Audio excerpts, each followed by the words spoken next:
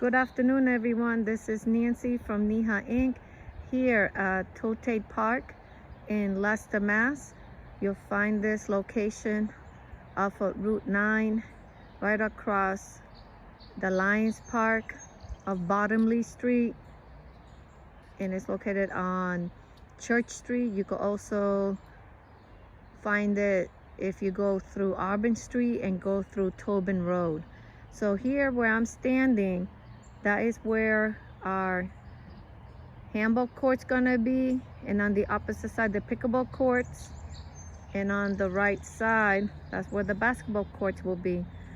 So in the middle there is proper designation, and this project is going to be completed before June 30th using the park grant. And also the shared winter streets, because they also build curbs and sidewalks and ADA parking on this side, and also way up there, up the hill by the playground side.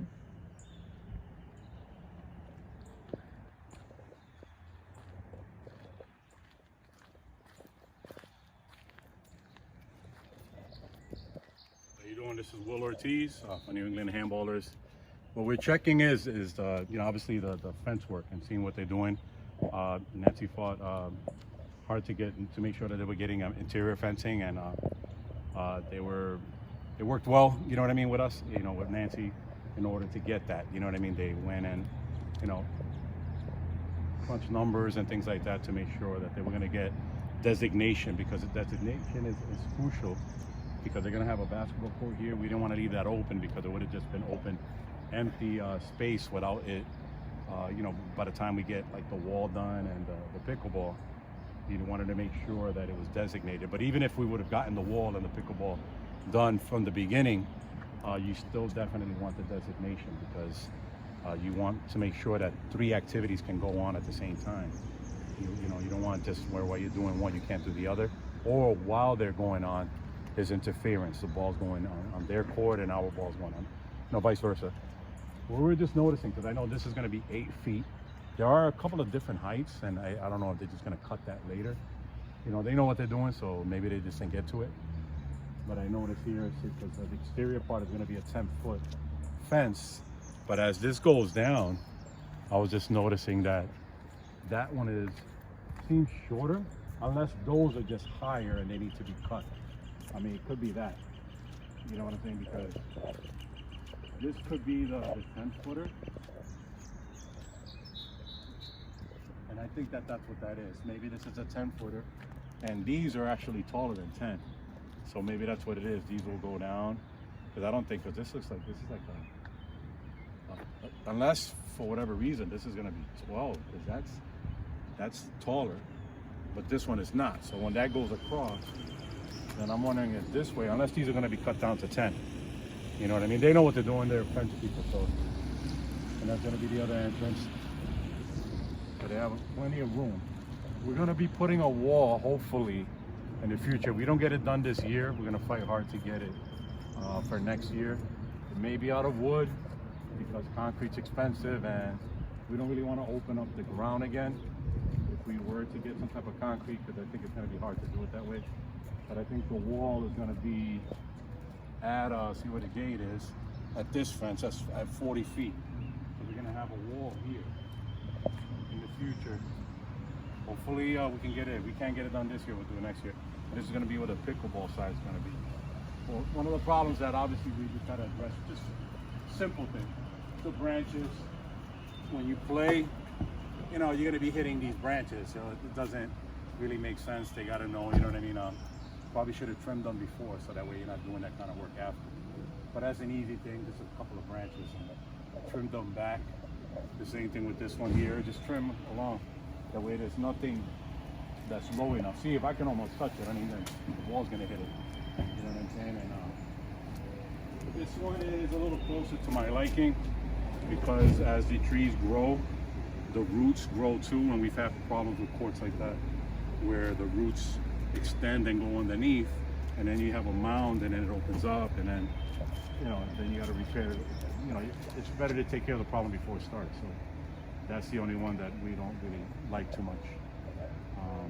But it is nice to have some shade. I mean, you want to be able to be out here even when it's really hot. So, and now it's cloudy-ish and stuff like that. But at certain times of the day, you get cooked wherever you're at. So it's nice to have some kind of shade. So, but this is great. And we were looking at fencing because right now we're fighting for fencing at Green Hill Park. You know what I mean? We had my wife and I fought hard to get the back part of the fencing, which there was a lot of resistance to that, and that happened 12 years ago. So now 12 years later, we're trying to get the rest of the fence. We've been fighting for the rest of those 12 years to get that, the whole, perimeter surrounded, and there was some cost things and stuff. I mean, it may be different from town to city and city to town, you know what I mean? And, I know, but they still went with the prevailing wage and all of that stuff. I mean, they probably found ways to work around certain things to crunch the numbers to get this done, because this is a lot of fencing. This is actually more fencing than what Green Hill needs, and the cost is probably half of what Green Hill is requiring. You know what I mean? I mean, it's quite a bit of money that we know they're asking for. So we're hoping that gets done. I mean, it's a need, to get that done at Green Hill. But we were just looking and making a comparison of the town and the timeline too. This took under 5 years or so for them to put it together. Maybe even it's under 5 years that you've been on the parks to see this come to fruition. To see the basketball and all that. And then on the basketball court, another one was done on Waite Street. And this is a small town. It just kind of started getting into the grants and all that kind of stuff. They had a playground stuff. So I think that an experienced city like Worcester that's doing great things in their parks should be able to get the fencing, from the times that we put petitions together and all of that stuff for Green Hill, you know what I mean? And unfortunately, we're going to visit another site right now at Canfield, where we're supposed to be hosting a tournament on June 4th. And some work was done. I don't know if they were testing the soil or whatever it was. We stopped by yesterday when I stopped at Compton for a few minutes yesterday on my way back. I usually check out the courts if I'm on route. And I noticed some dirt and some stuff. So I just, let me just check out the court. And what I noticed was there was a lot of... We're going to show it to you in a moment. Yeah, there was a lot of grease and oil and stuff because they drilled. And we're going to take a look at that and we'll show you. But now it rains, so it probably is going to cover. And it's not going to be as clear to see what they did. But there was oil and a lot of grease and stuff. And that was the floor that I painted, 4 or 5 years ago. That's been holding on, maybe 4 years ago. And I went with a dark green. I didn't want to go with a dark green, but because of all the scuffs and stuff that was happening, I said, I don't even want to even look at people being drawn to seeing a nice, clean court, and they want to see their scuff marks on. So I just went with a dark green. Anyway, it's been holding out. But the unfortunate thing is that when cities or towns do work, they have to, take into account that they might damage something that's already there. That's whether it's a basketball court. In our case, obviously, it's handball. And they tend to do that because they did it in Lowell at the North Common. Right when it was brand new, they put one of those big giant excavator things on it to remove some rocks that are there next to the parking lot at in Lowell, Mass. And it was a similar problem because it was, it took advocating, they fixed it. But and then even the city workers sometimes have to be, they have to be careful when they're working on something else next to something. So that's something that we're going to look at, unfortunately. I mean, I don't know what they were doing down there because there's really nothing there other than testing soil. I mean, we're waiting for courts to be done there. I don't know but about even if they are, let's say if it is for those courts to be done down there, they still should clean after themselves. You know what I mean? Because people are still using the court. We're still using the court. And there shouldn't be oil. I mean, there was oil that, like, when I put my fingers on it, it was dripping off my hands. There was a lot of oil and foot marks, and it's just like it ruined it. And plus, we had an event scheduled that now we're going to have to, and we're going to talk about that, relocate it and do it at Green Hill instead. So anyway, we're going to be heading over. All right, and we're looking forward to the outcome and the completion of Towtaid Park. Pickleball, the handball portion, and the basketball portion.